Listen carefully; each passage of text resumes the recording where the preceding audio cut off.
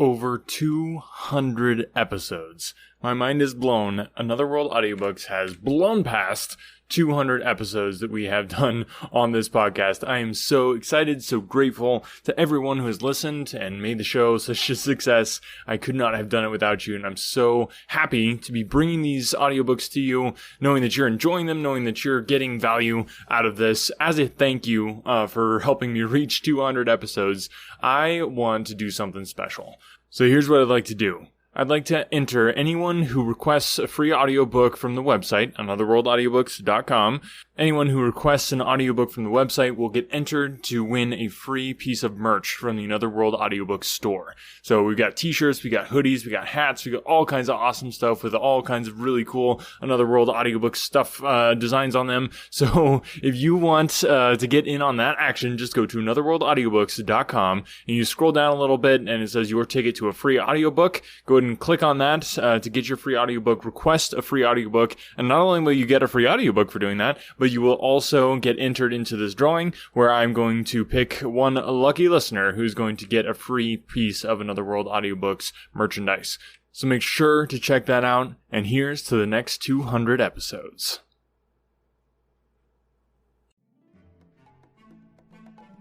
Hello and welcome back to Another World Audiobooks. Super happy to have you here as we approach the end of the Return of Tarzan. Only a few chapters left, and today's chapter gets really exciting. So be sure to stay tuned for that, which I'm assuming you'll do since you are listening to this episode. I did want to give a huge shout out, as always, to our amazing patrons, to Mike, Corky, Adiosa, and to Renee. Thank you guys so much for supporting the podcast by being patrons. I also want to give a huge shout out to Burnson. It's on YouTube, so I'm not sure about those YouTube names, how to pronounce them all the time, but he said, huge thanks for all the amazing content and passion across many platforms. Tarzan is a book that I read annually, and now I'm adding your audiobook to my annual enjoyment. Sherlock Holmes is a favorite character of mine, and your series of audiobooks definitely enhanced my love and appreciation for the stories. Again, huge thanks. Thank you, E. Burnson.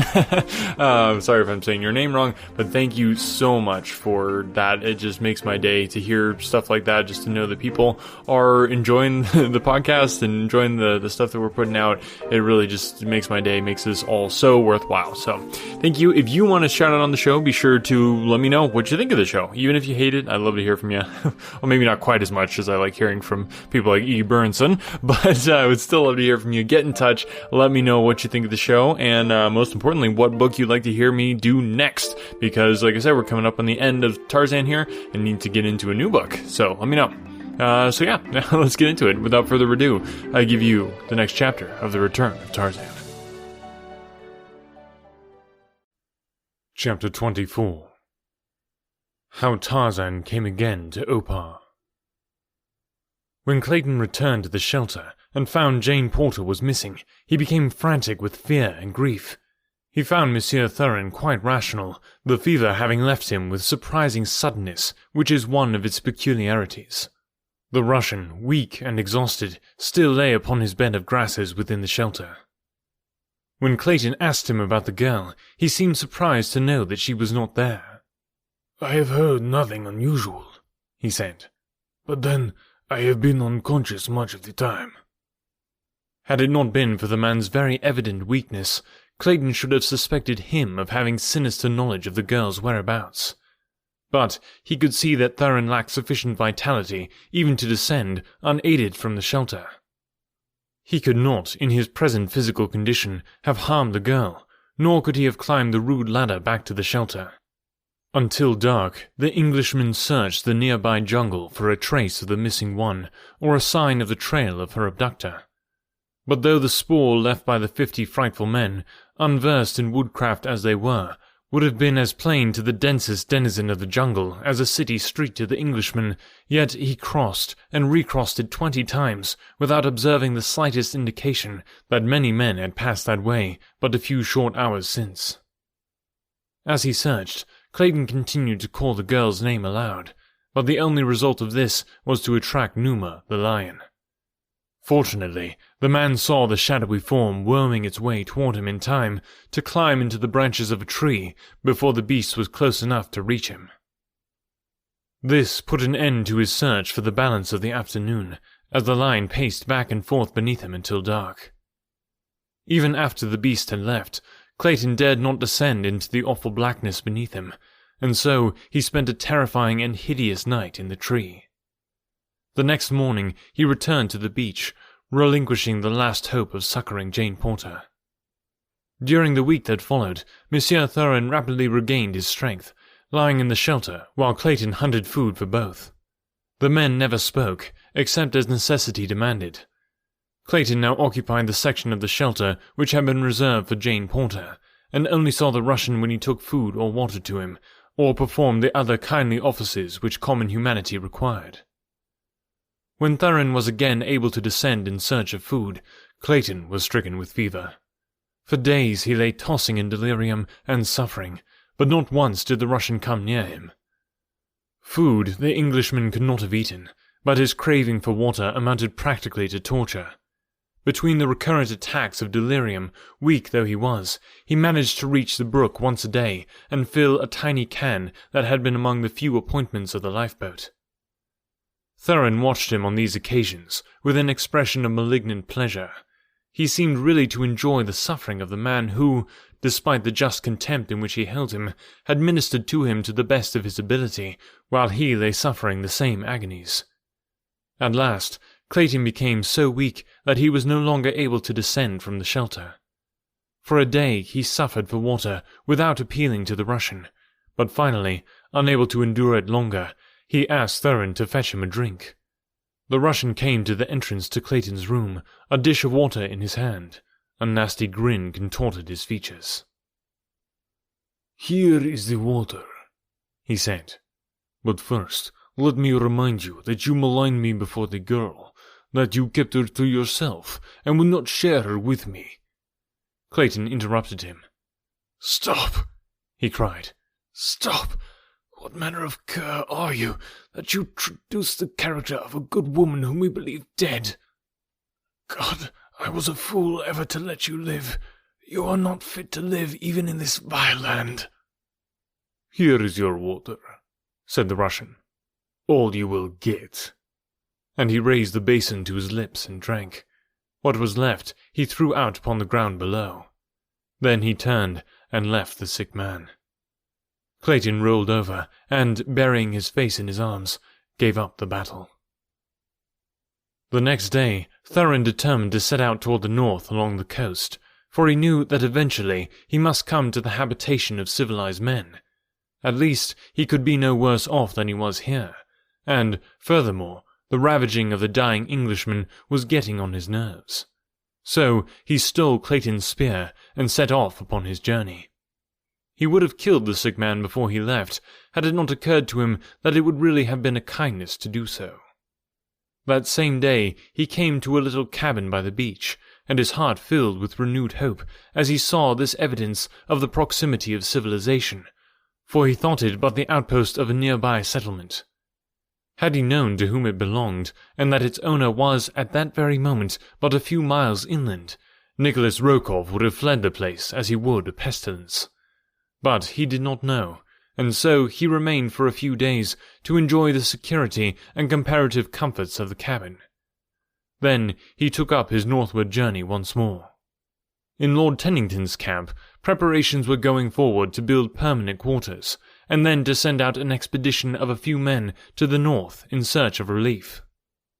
As the days had passed without bringing the longed-for succour, hope that Jane Porter, Clayton, and Monsieur Thurin had been rescued began to die.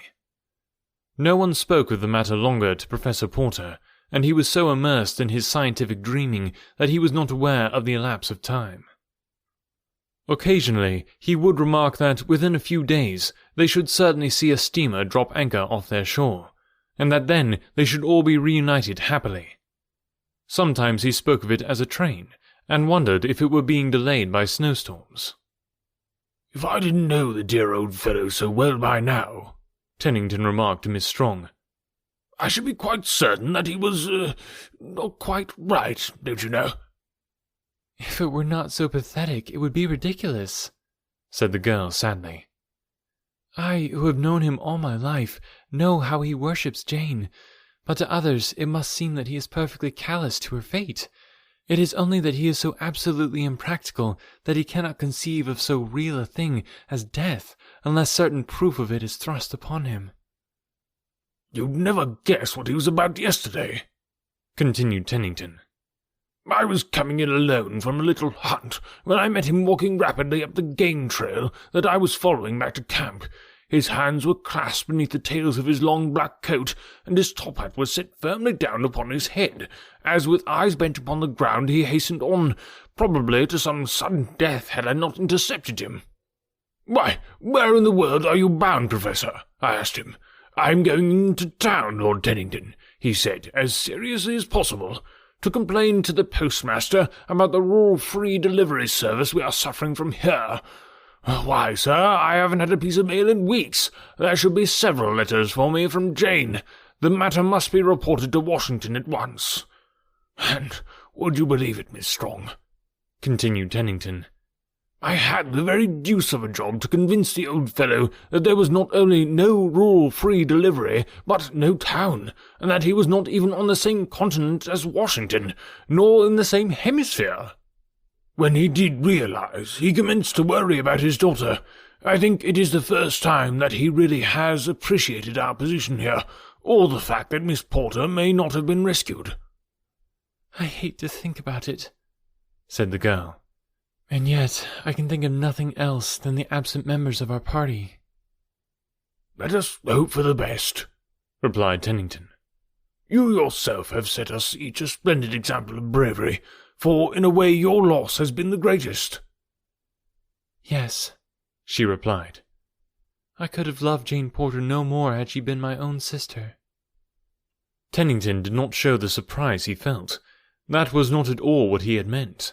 He had been much with this fair daughter of Maryland since the wreck of the Lady Alice, and it had recently come to him that he had grown much more fond of her than would prove good for the peace of his mind, for he recalled almost constantly now the confidence which Monsieur Thurin had imparted to him that he and Miss Strong were engaged.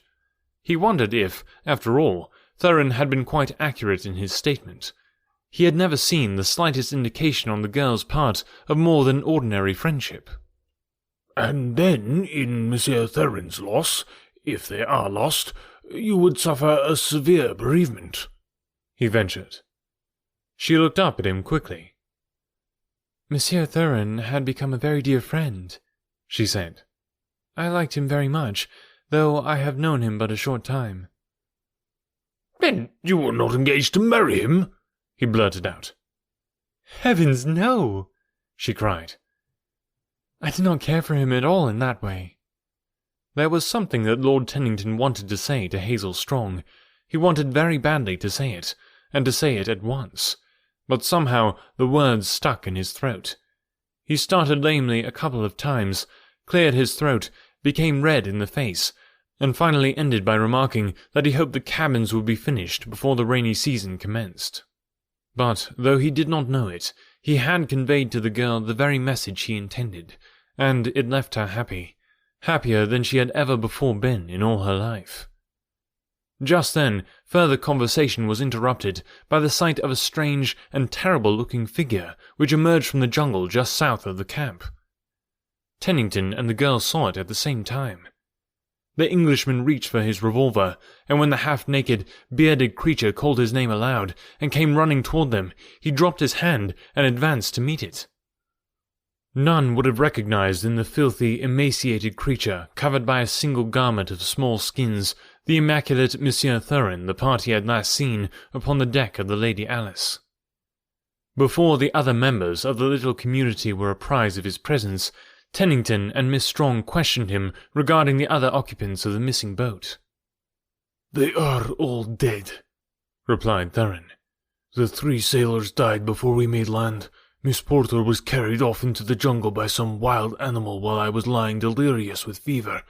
Clayton died of the same fever but a few days since. And to think that all this time we have been separated by but a few miles, scarcely a day's march. It is terrible." How long Jane Porter lay in the darkness of the vault beneath the temple in the ancient city of Opar she did not know. For a time she was delirious with fever, but after this passed she commenced slowly to regain her strength. Every day, the woman who brought her food beckoned to her to arise, but for many days the girl could only shake her head to indicate that she was too weak. But eventually she was able to gain her feet, and then to stagger a few steps by supporting herself with one hand upon the wall. Her captors now watched her with increasing interest. The day was approaching, and the victim was gaining in strength. Presently the day came, and a young woman whom Jane Porter had not seen before came with several others to her dungeon. Here some sort of ceremony was performed. That it was of a religious nature the girl was sure, and so she took new heart, and rejoiced that she had fallen among people upon whom the refining and softening influences of religion evidently had fallen. They would treat her humanely, of that she was now quite sure. And so, when they led her from her dungeon, through long dark corridors, and up a flight of concrete steps to a brilliant courtyard, she went willingly, even gladly, for was she not among the servants of God?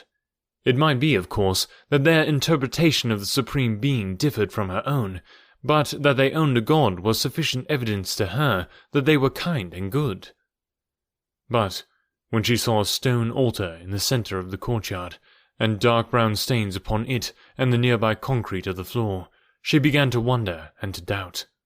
And as they stooped and bound her ankles and secured her wrists behind her, her doubts were turned to fear. A moment later, as she was lifted and placed supine across the altar's top, hope left her entirely, and she trembled in an agony of fright. During the grotesque dance of the votaries which followed, she lay frozen in horror, nor did she require the sight of the thin blade in the hands of the high priestess as it rose slowly above her to enlighten her further as to her doom. As the hand began its descent, Jane Porter closed her eyes and sent up a silent prayer to the Maker she was so soon to face. Then she succumbed to the strain upon her tired nerves and swooned. Day and night, Tarzan of the Apes raced through the primeval forest toward the ruined city in which he was positive the woman he loved lay either a prisoner or dead. In a day and a night, he covered the same distance that the 50 frightful men had taken the better part of a week to traverse, for Tarzan of the Apes travelled along the middle terrace, high above the tangled obstacles that impede progress upon the ground. The story the young bull ape had told made it clear to him that the girl captive had been Jane Porter, for there was not another small white she in all the jungle. The bulls he had recognized from the ape's crude description as the grotesque parodies upon humanity who inhabit the ruins of Opar. And the girl's fate he could picture as plainly as though he were an eyewitness to it. When they would lay her across that trim altar he could not guess, but that her dear, frail body would eventually find its way there, he was confident. But finally, after what seemed long ages to the impatient ape-man, he topped the barrier cliffs that hemmed the desolate valley, and below him lay the grim and awful ruins of the now hideous city of Opar. At a rapid trot, he started across the dry and dusty, boulder-strewn ground toward the goal of his desires. Would he be in time to rescue? He hoped against hope. At least he could be revenged, and in his wrath it seemed to him that he was equal to the task of wiping out the entire population of that terrible city. It was nearly noon when he reached the great boulder at the top of which terminated the secret passage to the pits beneath the city. Like a cat, he scaled the precipitous sides of the frowning granite kopje. A moment later, he was running through the darkness of the long, straight tunnel that led to the treasure vault. Through this he passed, then on and on, until at last he came to the well-like shaft upon the opposite side of which lay the dungeon with the false wall. As he paused a moment upon the brink of the well, a faint sound came to him through the opening above. His ears caught and translated it. It was the dance of death that preceded a sacrifice, and the sing-song ritual of the high priestess. He could even recognize the woman's voice. Could it be that the ceremony marked the very thing he had so hastened to prevent? A wave of horror swept over him. Was he, after all, to be just a moment too late? Like a frightened deer, he leaped across the narrow chasm to the continuation of the passage beyond. At the false wall, he tore like one possessed, to demolish the barrier that confronted him, With giant muscles, he forced the opening, thrusting his head and shoulders through the first small hole he made, and carrying the balance of the wall with him, to clatter resoundingly upon the cement floor of the dungeon. With a single leap, he cleared the length of the chamber and threw himself against the ancient door. But here he stopped. The mighty bars upon the other side were proof even against such muscles as his.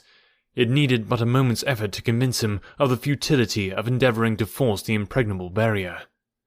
There was but one other way, and that led back through the long tunnels to the boulder a mile beyond the city's walls, and then back across the open as he had come to the city first with his Waziri. He realized that to retrace his steps and enter the city from above ground would mean that he would be too late to save the girl, if it were indeed she who lay upon the sacrificial altar above him. But there seemed no other way, and so he turned and ran swiftly back into the passageway beyond the broken wall. At the well, he heard again the monotonous voice of the High Priestess, and, as he glanced aloft, the opening, 20 feet above, seemed so near that he was tempted to leap for it in a mad endeavor to reach the inner courtyard that lay so near. If he could but get one end of his grass rope caught upon some projection at the top of that tantalizing aperture! In the instant's pause and thought, an idea occurred to him. He would attempt it. Turning back to the tumbled wall, he seized one of the large, flat slabs that had composed it. Hastily making one end of his rope fast to the piece of granite, he returned to the shaft, and, coiling the balance of the rope on the floor beside him, the ape-man took the heavy slab in both hands, and, swinging it several times to get the distance and the direction fixed, he let the weight fly up at a slight angle, so that, instead of falling straight back into the shaft again, it grazed the far edge, tumbling over into the courtyard above. Tarzan dragged for a moment upon the slack end of the rope, until he felt that the stone was lodged with fair security at the shaft's top. Then he swung out over the black depths beneath. The moment his full weight came upon the rope, he felt it slip from above. He waited there, in awful suspense, as it dropped in little jerks, inch by inch. The stone was being dragged up the outside of the masonry surrounding the top of the shaft. Would it catch at the very edge, or would his weight drag it over to fall upon him as he hurtled into the unknown depths below? Oh boy, let's see if those mighty muscles can survive that kind of a fall, whatever may be happening there to Tarzan. Stay tuned. Next week we're going to carry on with chapter 25, where we're going to get in and figure out what happens to Tarzan and Jane, because she's about to die. Can't have that happen. They have to get together, right? Well, tune in next week. You'll find out. Yeah, thanks guys for listening. Remember to let me know what you think of the show. Let me know which book you'd like to hear next. I always love to hear suggestions from listeners. And yeah, I'm giving away a free audiobook on the website. Go to anotherworldaudiobooks.com and you can put in your email and get a free audiobook sent to you. And free means that literally it doesn't cost you any money. Which is, generally speaking, the definition of free, in case you didn't know that. And yeah, I would love to send that to you. Thanks so much for listening. Thanks for sharing the show with everybody that you know who might enjoy a free audiobook. We'll talk to you next week. This is Carl. Hi. Carl needs a website for his business. I sell the world's finest flavored toothpicks. But sadly for Carl, he doesn't know all of the techie, complicated website stuff, so he's just out of luck, and his business is doomed to fail in this digital age of... Actually, I got my website set up super fast and easy with Invicta.services. What? Yeah, it was super easy. I just picked the style I liked, made a few quick, simple customizations, and bam! Awesome website where I can sell my flavored toothpicks. Well, that's... well... amazing? I was going to say, probably expensive. Actually, getting a website with Invicta starts at only $24 per month. $24 per month? That's less than what I spend on vocal creams per month. It's awesome. It gets you website hosting, a beautiful, professionally designed, customizable template, ongoing site maintenance, regular WordPress plugin, and template updates. I don't say this often, but wow. I know, right? Invicta.services, the simple, affordable way to get a beautiful, professional website for your business. Just go to Invicta.services to launch your website today. That's Invicta, INVICTA.services. Invicta.services, a professional website, headache-free. And just for Another World Audiobooks listeners, go to invicta.services and then enter the code ANOTHERWORLD to get your first month free. That's right, go to invicta.services and enter Another World as your coupon code to get an entire month free and get started with your professional website at invicta.services.